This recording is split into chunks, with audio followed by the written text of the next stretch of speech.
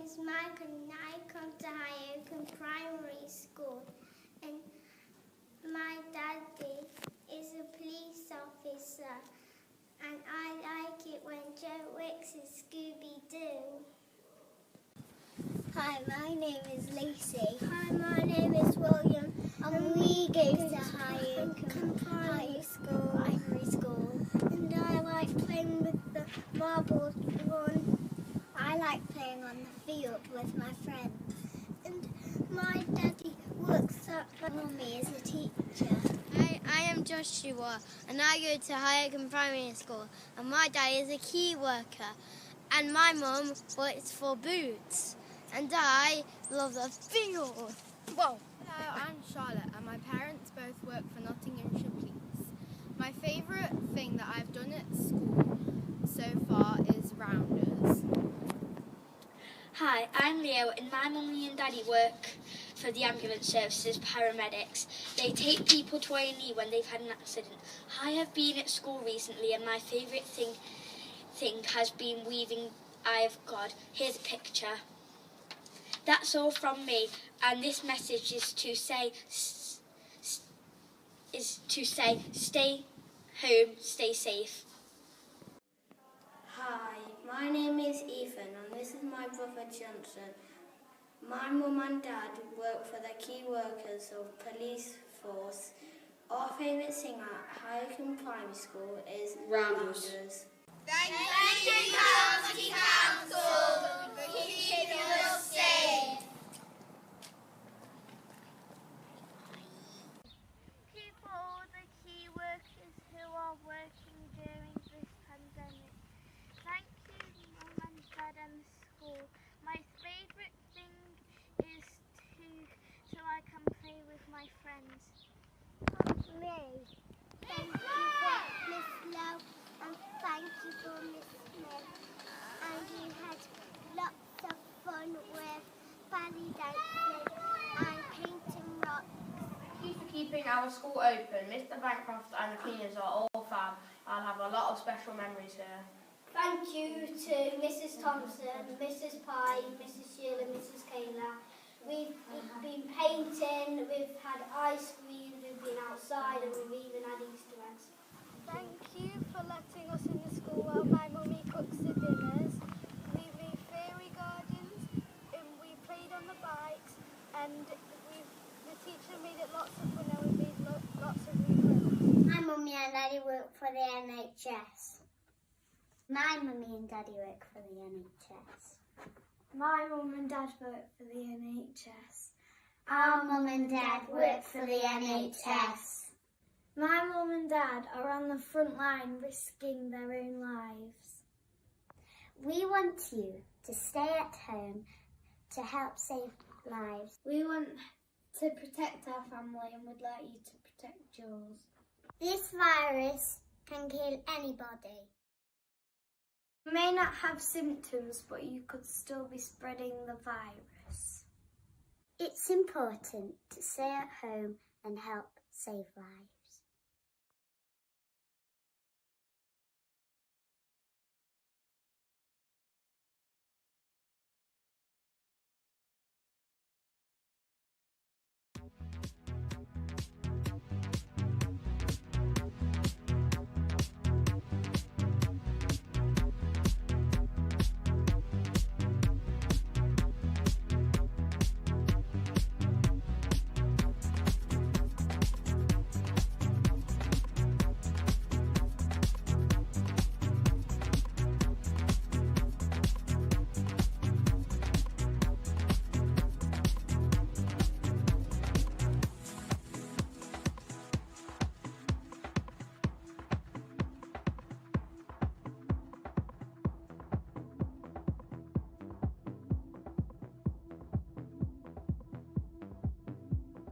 Ranger Rob saying goodbye.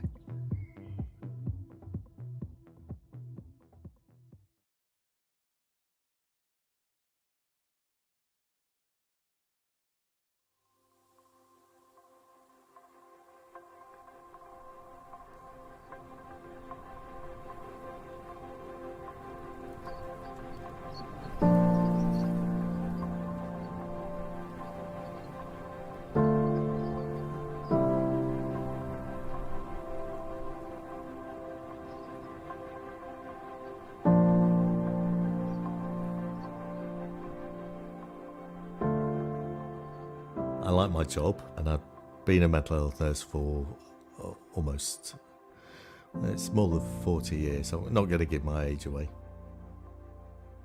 September last year, I was walking my dog and she happened to pick a fight with another dog. During that fight, I intervened and I was bitten by either of the dogs, I don't know which.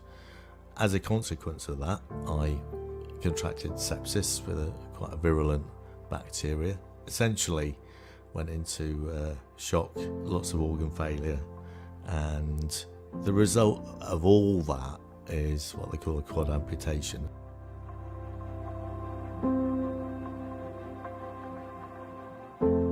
All of my life I've been very independent. I never felt as if I'd lose it. I always just thought, and I still do, it's something you're constantly working towards. My wife's the gardener, not me. I used to do the heavy jobs. Yeah, the carer thing is quite important. I think the big thing for Anne has always been, if I know the help's there and how to access it, then that makes me feel better already. When I was considered to be medically fit, before I was actually discharged, this rather nice man called Nadeem turned up, and he explained that he was the hospital social worker. He explained the concepts of social care. As soon as we started the assessment, it was obvious that we were also going in a direction. What makes me proud about working within the hospital setting is having the opportunity to work with hospital OTs, physiotherapists, doctors, working with the individual to meet that individual's need collectively. Crucially, the individual is the heart of the work that we do. The right services were put in place in a very caring way. Nadeem was the hub. Essentially, it did feel like a joined up approach. I think Julian naturally is a confident man, and I think it was about trying to ensure that we harness that positivity that Julian has. The strategy offers us opportunity to work with individuals around their needs and promote their confidence and independence, and allows them structure and control to think about the services that they want and how they want to live independently within the community. All the services that I need have been provided and I feel well cared for. The difference that adult social care has made is the difference between being in an institution and being miserable and being at home and being happy.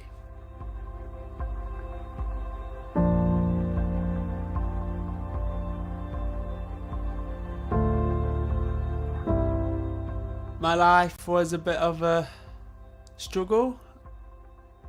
I've always wanted to do things like be out and about, meeting new people.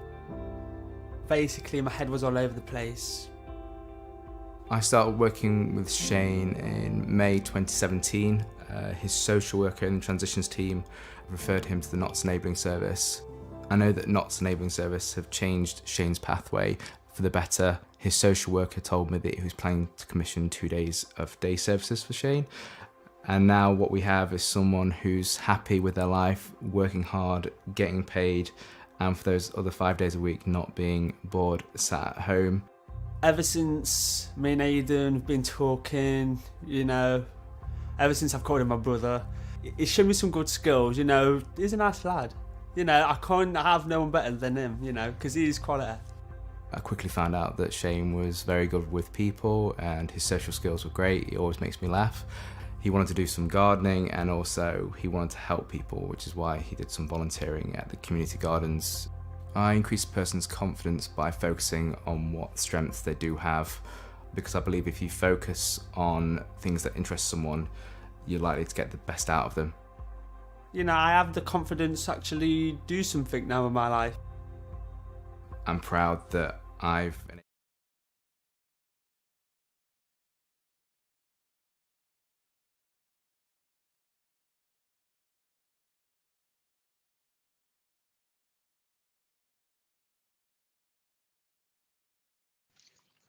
Okay, so we are live, so thank you all for joining the meeting. Welcome to Finance and Major Contracts Committee meeting for July.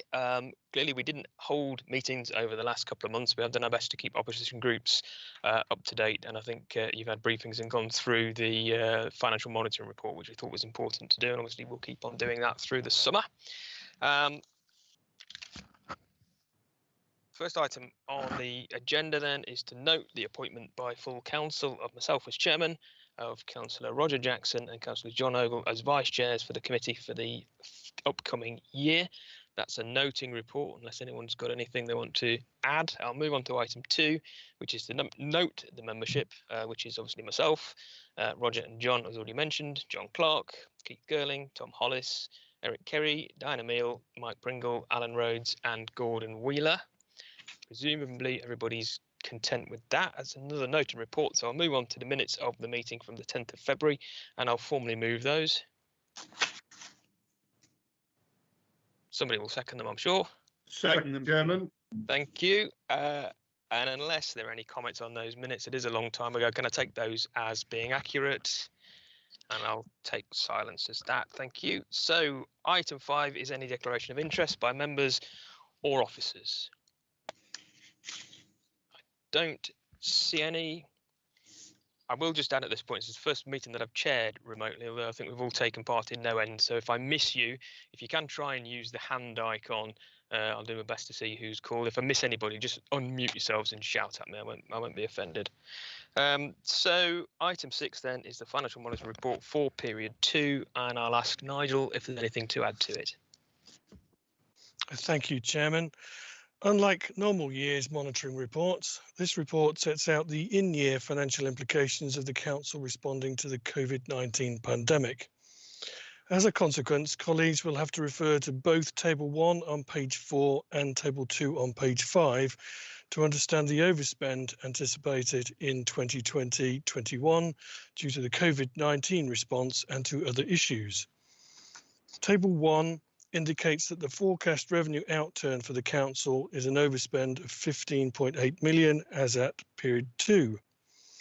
Currently, the council anticipates additional costs and reduction in income of 49.5 million as the impact of COVID-19, and table 2 indicates that 11.5 million of this will be anticipated shortfall, having identified some internal funding to partly offset the shortfall in current government funding towards our costs. Table 2 indicates that there is an anticipated forecast overspend that is not COVID-19 related of 4.2 million. The report then sets out the explanations for these significant non-COVID-19 costs in children and young people's and adult social care and public health committees. When the council approved the budget last February, I set out the risks and assumptions surrounding the budget. This report reminds colleagues of those risks and assumptions, in particular around demand for social care services. These will continue to be monitored throughout the year and reported to committee in due course. Further work is required to confirm the non-COVID-19 related costs, as well as the appropriate management actions to address these. In the short term, any shortfall on government funding to address the impact of COVID-19 will inevitably fall to the general fund balance and reserves. Paragraphs 29 and 30 sets out the current position with contingency and contingency requests. Turning to the capital programme, Table 3 on page 9 sets out some small anticipated variances and an acceleration of capital allocation from future years towards the increased cost of the Microsoft Enterprise Agreement in Policy Committee. As usual, this report updates members on Treasury management activities. Thank you, Chairman.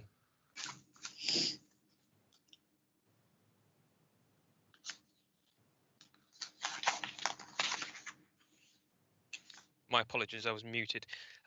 Before I open it up, I'd just like to say really the approach from the beginning throughout this crisis has been that whatever has been needed of us, we've done. Whatever we've been asked to do by central government, we've done. And that's been done really regardless of cost although obviously Nigel and his team have kept a very close handle on the costs as we've gone along. As members who've seen the updates throughout the last few months will know, we've been constantly revising estimates on costs. They've gone up, they've gone down, but we're getting to a point now where I think we have some confidence in the figures that we're presenting, although clearly nobody knows how long things are going to go on for, or what the future costs are going to be.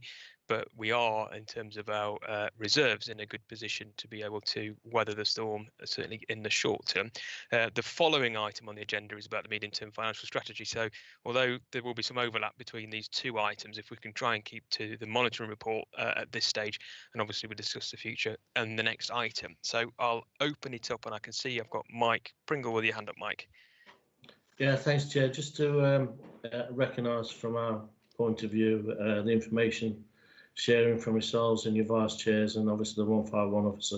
We do recognise that, and thank you for that, because it has been as open as we would have expected it. So that certainly needs to be noted from our point of view. There's a huge increase due to the COVID costings that we reckon that we had no reason or any option but to deal with. I think the 4.2 of unrecognised cost increases is something which raised an eyebrow in that short period of time. So I think that's something that I'm not sure how we address it, Council Chair, but I do think that we need to make children and adults aware of the fact that it is something that we will be monitoring tightly. Yes, thank you, Mike. Appreciate your comments on that. I think although that 4.2 is technically listed as non-COVID additional costs, I think quite a lot of it actually is to do with capacity and to do with the fact that quite understandably senior officers' time has been largely taken over with COVID issues, and some of this is about if you like, the forecasted savings, etc., perhaps not coming through because of that capacity. Well, you're quite right, though. We do need to get that back on track, and I think that will be something that we'll look to bring the report back in September, the next opportunity to committee, so that we can see how we're doing that. I can't see anybody else having indicated. Okay, in that case, I'll formally move the recommendation, which is on page 15. Formally second, Chairman. Thank you, John. And can I see everybody in favour? Do we have to go through this name by name, Pete? Okay, so we can take silence as support. If anyone wants to register that they're abstaining or saying against, I'll give you a moment or two to say so. Tom? I'd like to abstain, Mr. Chairman. Okay, that's an abstention. In which case, I take everybody else as voting in favour of the recommendation. So thank you all for that. And I'll move on to agenda item 7, which is the update on the medium-term financial strategy. You have the papers. I'll ask Nigel, if you have anything to add. Thank you, Chairman. And as you said before, this follows on from the Period 2 Budget Monitoring Report. This report updates the committee on the likely implications of responding to the COVID-19 emergency upon the Council's Medium-Term Financial Strategy, or MTFS. I begin this report by setting out the various funding announcements made by government since the Chancellor's first announcement on funding on the 11th of March in his spring budget.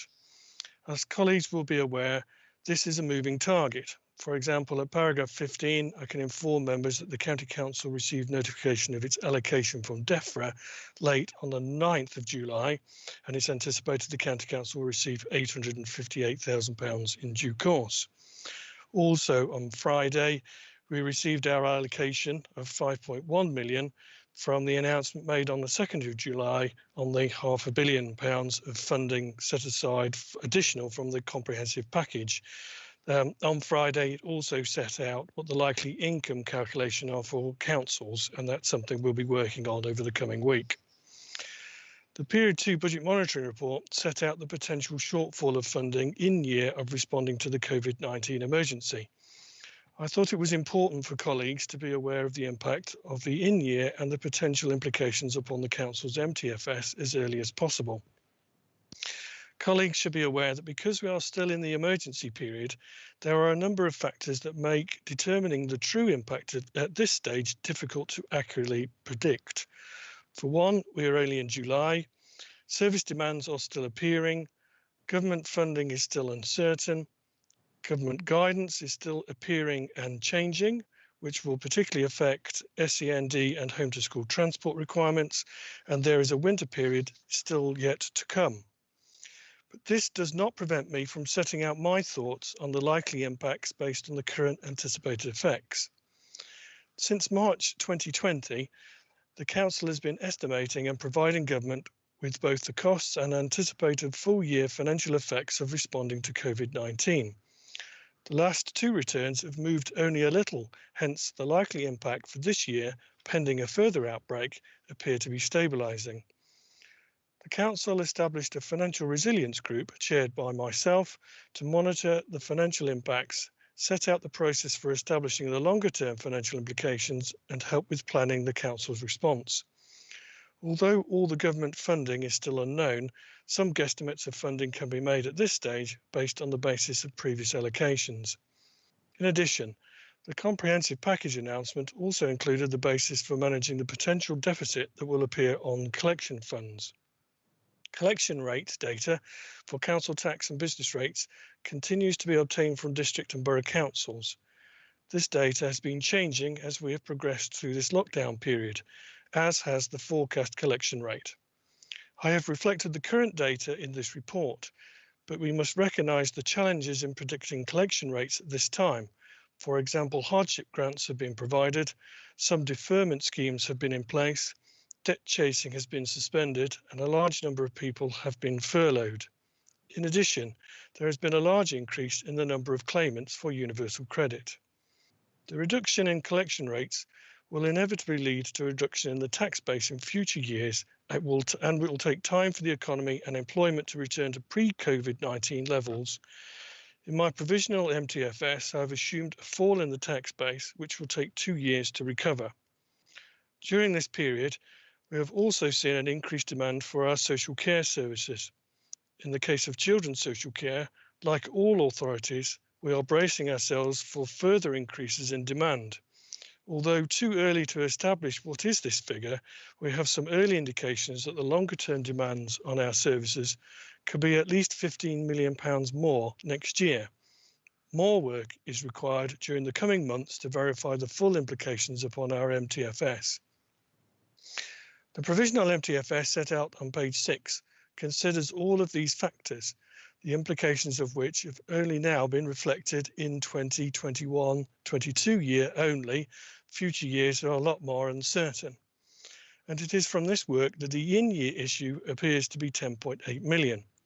The Council has been facing continued financial challenges over the last 10 years and has found savings of over 250 million to resolve these. When the Council approved its budget last February, it set a balanced budget for the 2 years 2020 to 2022. This provisional MTFS would suggest the challenge the Council faces next year may increase by over 26 million. The Council has responded to this financial challenge.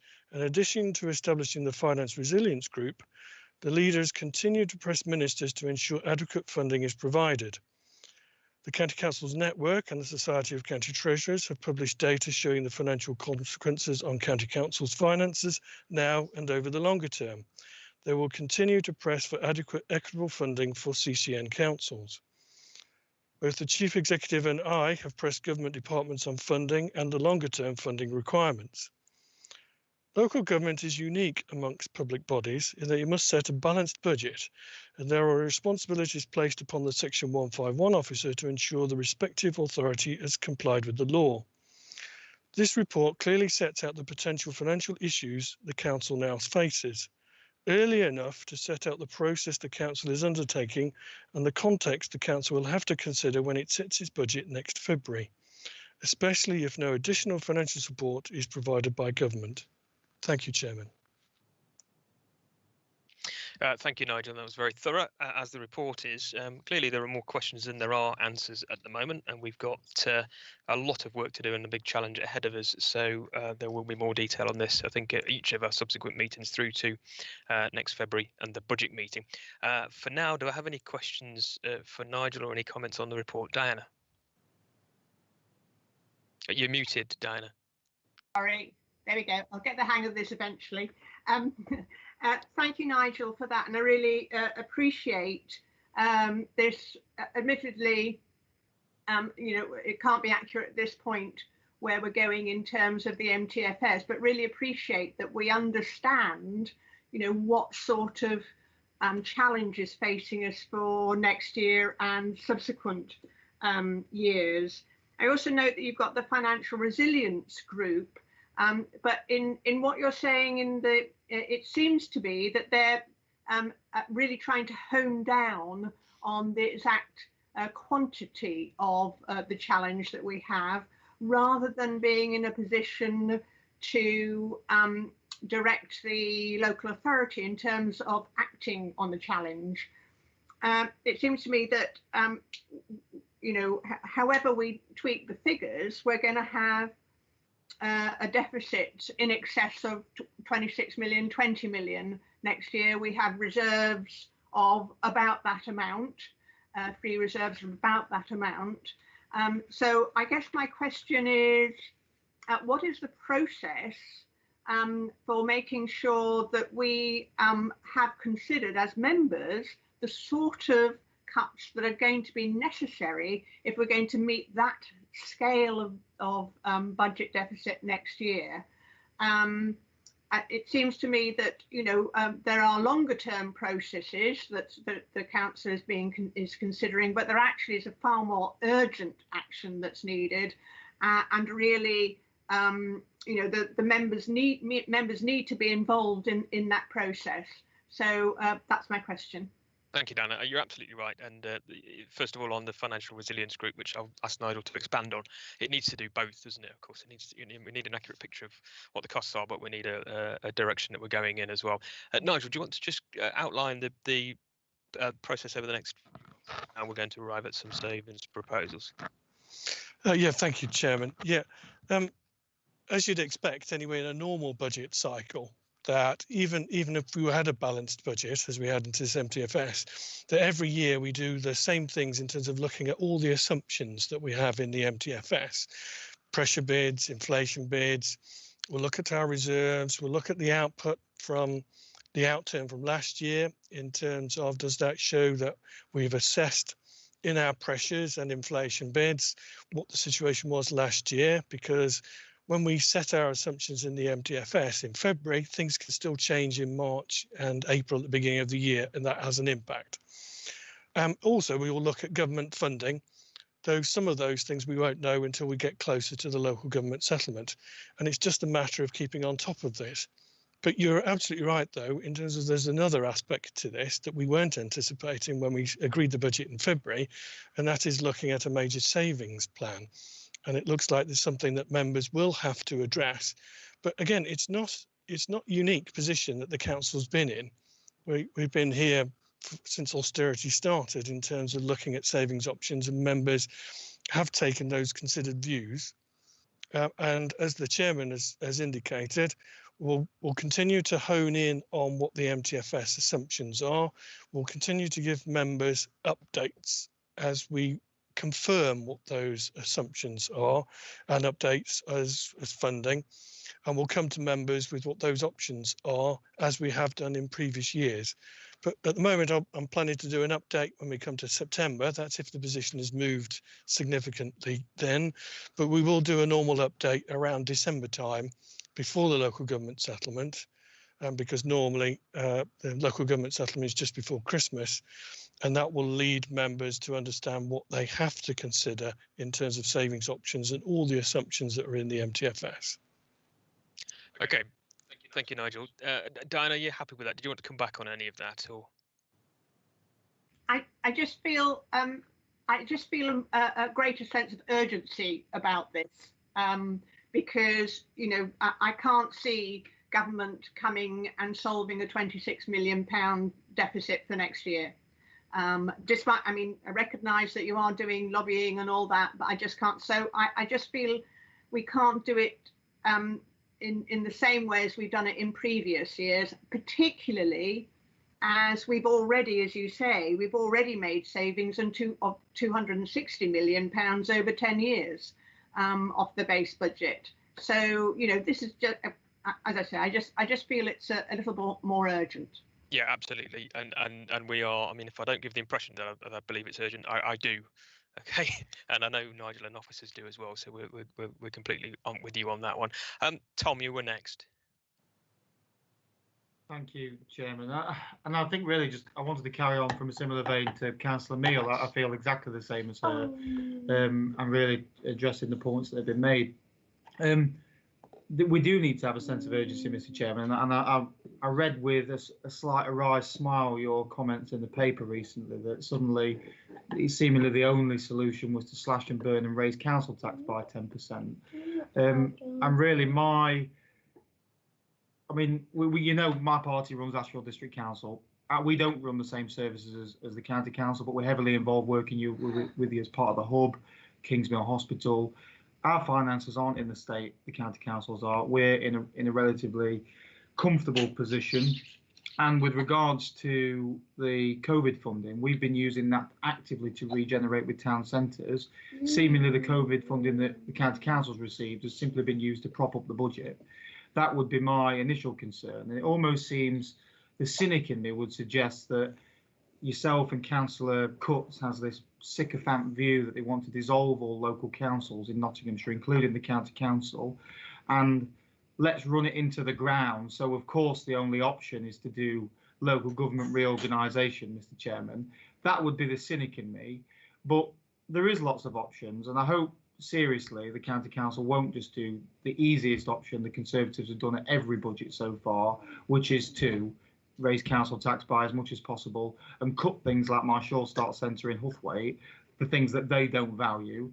I note that the things Bruce Lawton shouts about and some of the things that they care about, like flooding in the rural villages, always gets funding. But if we're talking about the medium strategy, I want to do exactly what Councillor Meal suggested and have a sense of urgency. And actually, we all can be political, as I've been in these comments, and you are. We all. That's the beast of what we are. But if I'd be quite happy to sit behind in a closed shop, like we did with the workshops only a term ago, where we put parties to one side and actually talk about some of the options in front of us in a bit more of a Chatham House rules, which I believe worked fairly okay last time.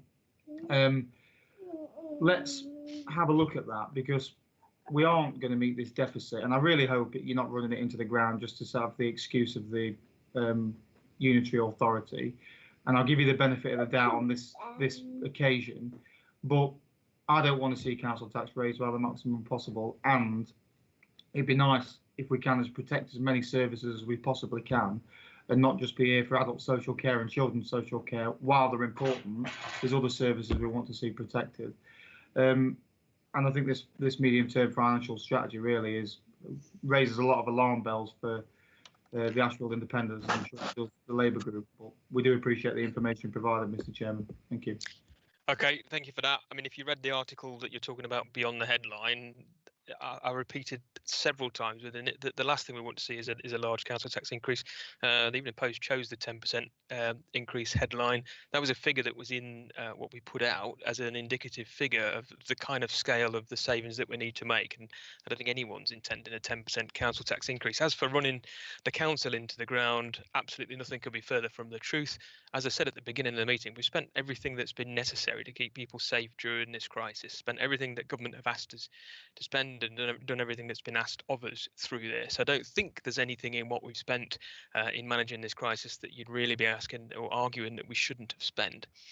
We've been open in this report and detailed the additional investment that we've had from central government, and the gap between them is there for all to see. There's no question of anybody running anything into the ground for political purposes. I've got Alan Rhodes next. Alan.